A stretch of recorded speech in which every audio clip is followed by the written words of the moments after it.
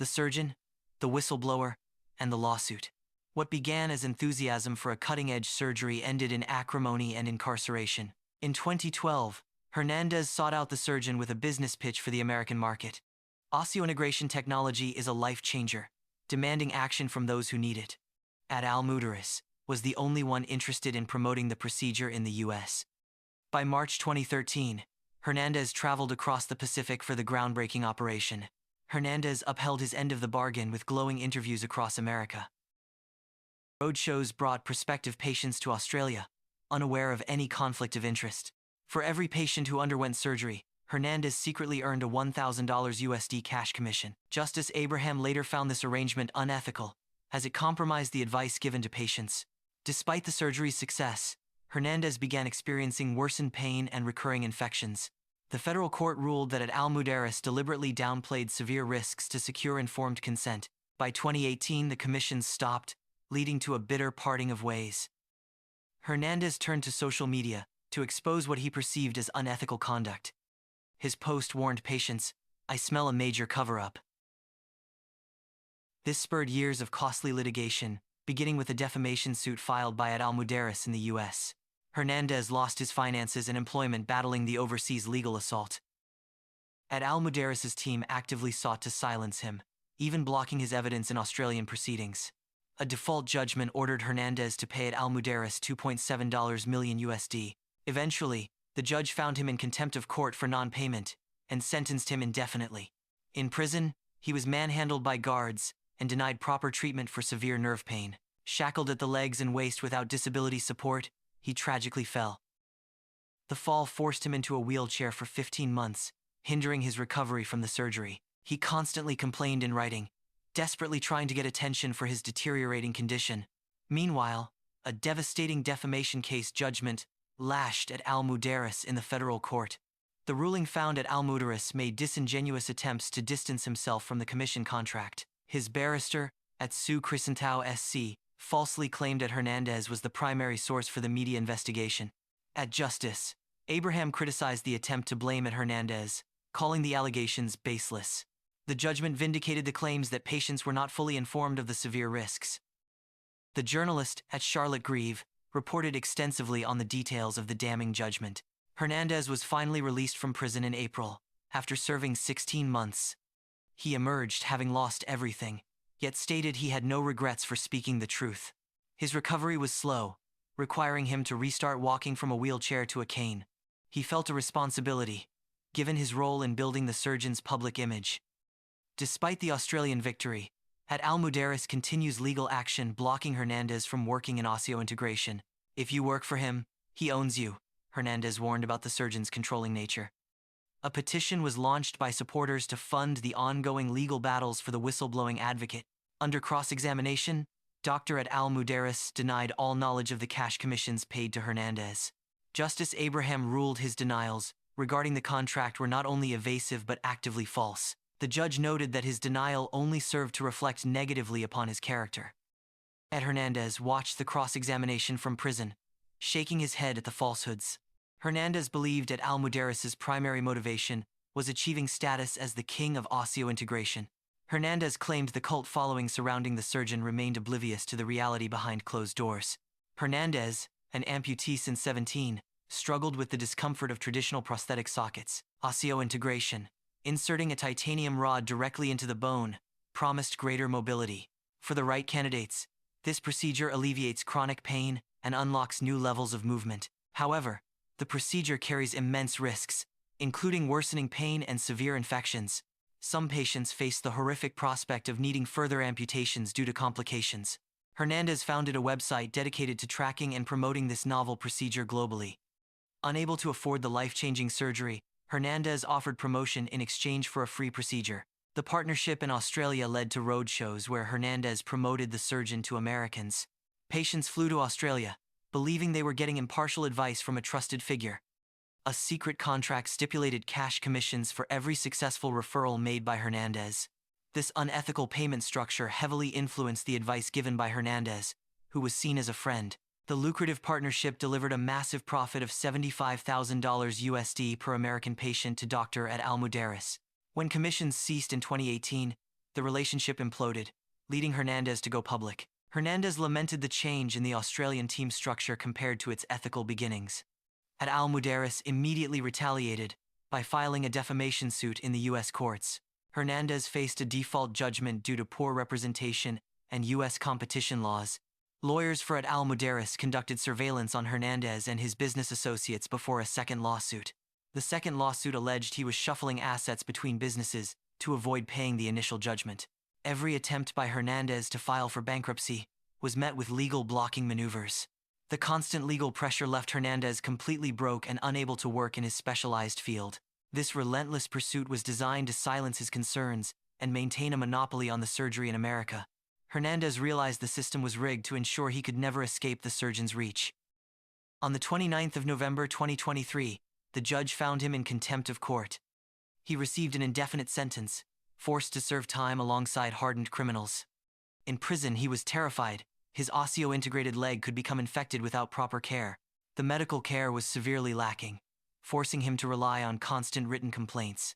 He spent 15 months in a wheelchair due to the fall caused by inadequate disability support while shackled. Hernandez was scheduled to give crucial evidence in the Australian defamation case. His testimony would have covered secret cash commissions and illegal U.S. hotel room clinics. He watched snippets of Al Muderis' cross-examination on YouTube from his cell, deeply troubled. He wondered if Australian laws permitted giving false testimony, given what he knew was true. Under cross-examination, Dr. Al Muderis denied knowledge of the commission contract. Justice Abraham ruled that he denied the obvious, because the truth reflected adversely on him. His cross-examination regarding the contract was deemed not just evasive, but explicitly false. The judge criticized the applicant's attempt to shift blame onto Hernandez for fabricating complaints. The court found that the claims blaming others for complaints were made where there appeared to be no basis. Since his release, Al Muderis has continued using court orders to block Hernandez's career path. The core issue remains: Hernandez cannot practice osseointegration, a field he dedicated 13 years to building. Despite the heavy cost, Hernandez maintains his commitment to the truth for vulnerable patients. When asked for comment on silencing litigation, Dr. Al Muderis chose not to respond. Hernandez, captivated by the new technology, began tracking surgeons performing osseointegration worldwide. He systematically emailed every known specialist, seeking a pro bono procedure in exchange for U.S. promotion. The overwhelming majority ignored his proposal for the American market. Only Munjed Al Muderis, attracted by the promise of U.S. exposure, responded positively. Hernandez, a whiskey-drinking Las Vegas resident, was eager for the mobility the surgery promised. The successful operation took place at Macquarie University Hospital in 2013. Hernandez kept his commitment, promoting the surgery through media appearances and roadshows. The underlying contract bound Hernandez with confidentiality and exclusivity clauses. This structure meant prospective patients considered him a friend, not a conflicted salesperson. Despite the physical pain and infections, Hernandez honored the promotion deal faithfully for years. The post in late 2018 signaled the end of the alliance and the start of a brutal legal war. Al Muderis sued Hernandez in the U.S., utilizing different legal frameworks to his advantage. Hernandez cited poor legal advice and U.S. competition laws for the ensuing default judgment against him. The financial penalty of $2.7 million USD was levied, crushing Hernandez financially. Surveillance was ordered on Hernandez before the second lawsuit alleged he was shifting assets. He tried to declare bankruptcy, but every attempt was aggressively blocked by the surgeon's legal team. The reality of serving time alongside hardened criminals was a shock after his initial optimism. He was shackled at the legs and waist, standard procedure that ignored his status as an amputee. Without proper disability support mechanisms, the shackling led directly to a dangerous fall. The injury forced him into a wheelchair, delaying his recovery from the osseointegration surgery. He feared infection in his osseointegrated leg, a life-threatening risk he couldn't get treated. He constantly filed complaints in writing, trying to alert the administration to his critical medical needs. In the Australian case, Al Muderis' barrister, Sue Crescentho, SC, made a key allegation. She falsely claimed that Hernandez was the primary source for the media outlet's investigation. Crescentho successfully opposed Hernandez, giving evidence from prison via video link. Justice Abraham harshly criticized this submission, seeing it as an unfounded attempt to blame others. The judge found it clear that Hernandez held strong views against Al Muderis, citing unpleasant messages. Yet, other messages confirmed Hernandez's ultimate priority was It's all about the truth anyway. I literally lost everything, Hernandez admitted, referencing his career, finances, and freedom. He felt a profound responsibility because he had helped build the surgeon's initially fake persona. He accepted the hardship. If I have to lose everything over that, so be it. Despite the immense personal toll, he maintains that patients had a fundamental right to know the truth.